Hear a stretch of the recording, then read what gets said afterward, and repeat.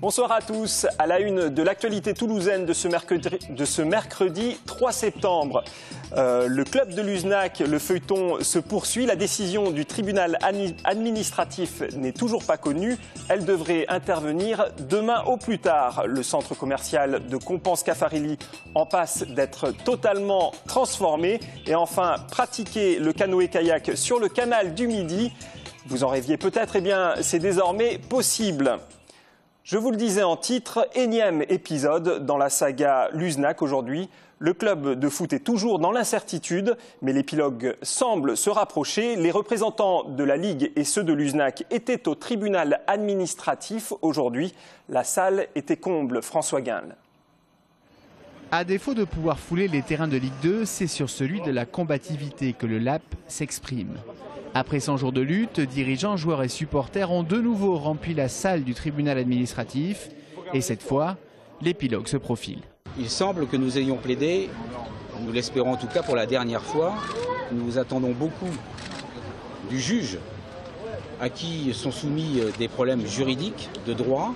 L'examen qu'il en fera la conduiront, c'est une magistrate, à prononcer la réintégration du club en Ligue 2.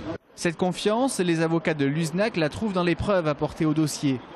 Dernière en date, celle de la mise à disposition du stadium pendant les travaux de mise en conformité d'Ernest Vallon. C'était un des points soulevés par la Ligue de football professionnel. En réalité, le maire, dont on travestissait quelque part la pensée, a bien établi aujourd'hui par un courrier de ce jour que la mise à disposition du stadium, c'est pour toute la durée des travaux, quelle que soit cette durée. De leur côté, les avocats de la Ligue de football ont pointé du doigt la difficulté de faire machine arrière, pour des problématiques de calendrier notamment.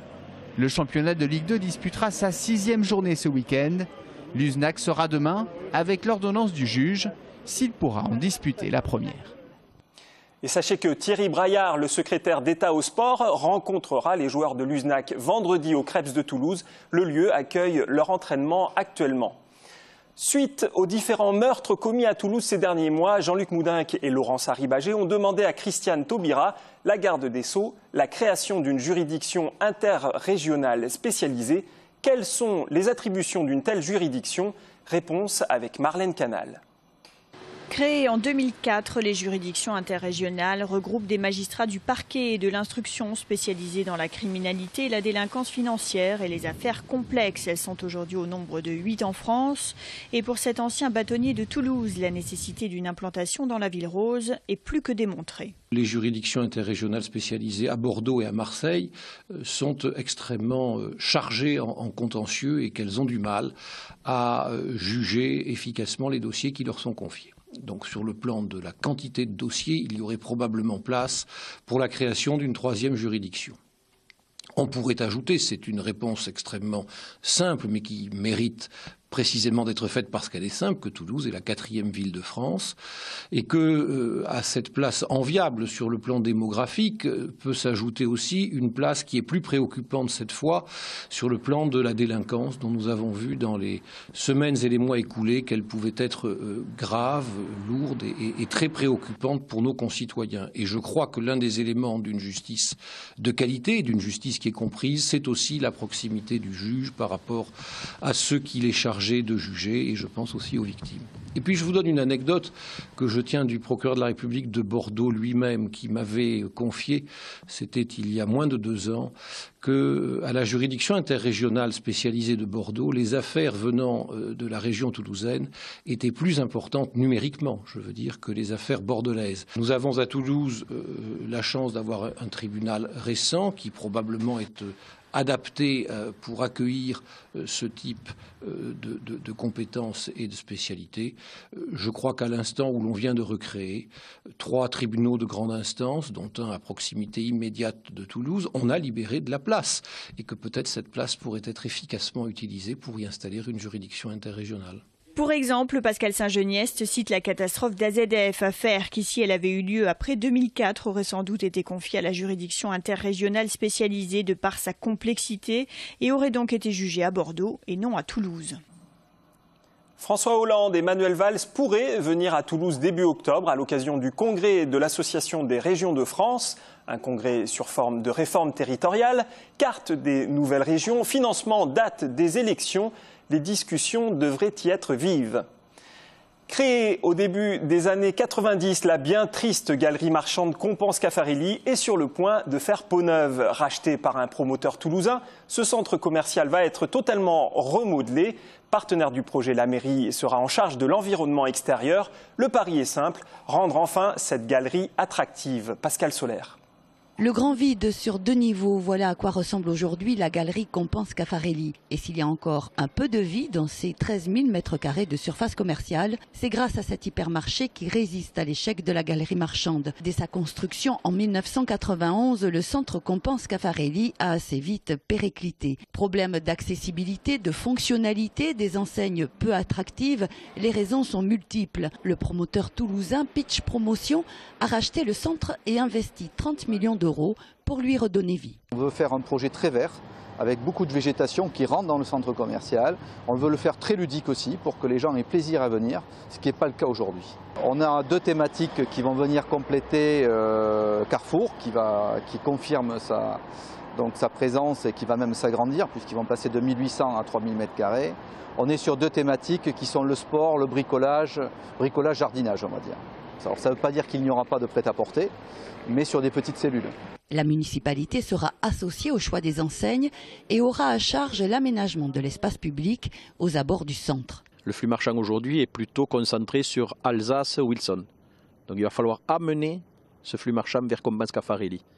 Sachant que quand même, on a de grosses administrations, le Conseil général, on a les universités, on a beaucoup de jeunes, on a beaucoup d'actifs sur le secteur qui va permettre de faire fonctionner ce centre. Il faut qu'il y ait des brasseries, bars qui soient là en cohérence avec le centre de congrès, avec le Palais des Sports, pour que les personnes qui viennent au Palais des Sports, au centre de congrès, puissent venir se restaurer dans ce centre commercial. Les noms des principales enseignes devraient être connus d'ici la fin de l'année. L'ouverture du nouveau centre commercial Compense Caffarelli est prévue en 2016. Jean-Luc Moudenc a répondu hier soir par voie de communiqué aux membres d'Europe Écologie Les Verts et aux socialistes, lui demandant de faire entrer Toulouse dans le dispositif d'expérimentation d'encadrement des loyers. Le maire n'est pas favorable à cette mesure, contre-productive selon lui. La loi Allure a causé l'effondrement de la construction qui coûte à la France de 0,4 à 0,5% de croissance en moins. Voici ce que dit entre autres Jean-Luc Moudenc dans ce courrier. L'encadrement des loyers à Toulouse, on en parle justement dans le débat du jour proposé par TLT. Un débat à découvrir juste après ce journal et à 22h30. Jean-Marc Lucas y reçoit Régis Godec, Franck Biasotto et Emmanuel Lassalle-Michel. Il y a quelques jours, scientifiques et ingénieurs se sont réunis à Toulouse afin de sélectionner 5 sites potentiels pour l'atterrissage de Philae sur le sol de la comète Churyumov. La sonde Rosetta qui transporte Philae est aujourd'hui à seulement 50 km de la comète. Philae devrait y atterrir en novembre prochain. Le CNES de Toulouse pilotera l'opération. Sophie Voinis. C'est grâce aux calculs fournis par l'équipe du CNES de Toulouse qui travaille sur la mission Rosetta que scientifiques et ingénieurs ont finalement pu se mettre d'accord sur 5 sites potentiels pour l'atterrissage de Philae en novembre prochain sur la comète Churyumov-Gerasimenko. Il fallait déjà analyser toutes les données, donc les données techniques, être capable d'atterrir sur un site, quel était l'ensoleillement, quelles étaient les visibilités, c'est-à-dire les capacités de passer des télécommandes entre l'orbiteur et le lander sur le long terme pour qu'il y ait survie de Philae au sol. Et on a aussi étudié la thermique et l'énergie une fois qu'on atterrit, pour là aussi vérifier que ce n'était pas une mission pour quelques jours, mais sur plusieurs mois. Ici depuis le 11 août et à partir des informations reçues sur la forme de la comète, l'équipe a modélisé les trajectoires pour atteindre les différents sites. Au fur et à mesure que Rosetta va s'approcher de la comète, elle transmettra encore plus d'informations sur ces sites sélectionnés, notamment sur la composition du sol. Trop de rochers sur un site, par exemple, conduirait à son élimination. On a déjà des données sur la topographie, c'est-à-dire sur les pentes. Par exemple, donc ça permet de savoir si on va se poser sur une surface plane ou pas, ce qui est très important pour nous. Donc il y a eu des critères de ce type qui ont été définis. Après, on a pris en compte des données qu'on a reçues récemment, comme la masse de la comète, par exemple, pour calculer les trajectoires qui nous permettraient d'atterrir et donc définir les zones de la comète qu'on pourrait atteindre en fait. À l'heure actuelle, Rosetta est à environ 60 km de la surface de la comète, quasiment à la même vitesse qu'elle. Elle l'observe avec le Soleil dans le dos. Elle est sur une orbite dite pyramidale. Dès mi-septembre, elle va se rapprocher pour se placer sur une véritable orbite et faire cette fois le tour de la comète, ce qui permettra pour la toute première fois d'observer son côté non éclairé. Prochaine étape, mi-septembre, avec la sélection de 2 sites, puis un seul, mi-octobre, avant de poser Philae sur la comète le 11 novembre prochain. L'été dernier, le petit village de Saint-Antonin-Nobleval dans le Tarn-et-Garonne a été le théâtre du tournage des Recettes du Bonheur. Le film sort mercredi prochain. Il raconte l'histoire d'une famille indienne s'installant dans un petit village du Sud afin d'y ouvrir un restaurant. Une arrivée vue d'un très mauvais œil par la patronne d'un établissement gastronomique français. Près de 30 degrés cet après-midi à Toulouse, même si nous sommes en pleine semaine de rentrée. L'été n'a pas encore dit son dernier mot. De nombreuses activités nautiques sont encore accessibles. C'est le cas du canoë-kayak, un sport qui depuis le mois dernier peut se pratiquer sur le canal du Midi. Une nouveauté très appréciée, comme ont pu le constater Sophie Wanis et Alain Sorat. Voici sans doute une activité qui manquait dans la ville rose. On peut désormais se balader dans le centre de Toulouse en pagayant sur le canal du Midi. Comptez 25 € par personne la demi-journée.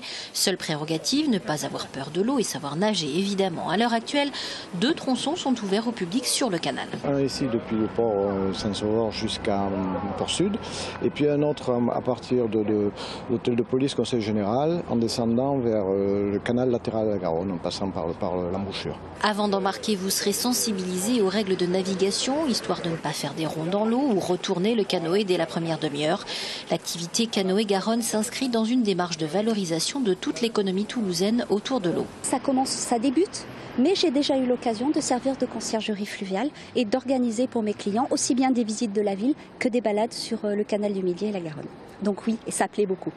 Et si l'activité séduit vraiment, il est envisagé d'ouvrir un parcours sur la Garonne, le long de la prairie des Filtres, et puis en amont et en aval de Toulouse sur le canal, côté Seuil de Nourouse et Saint-Ferréol.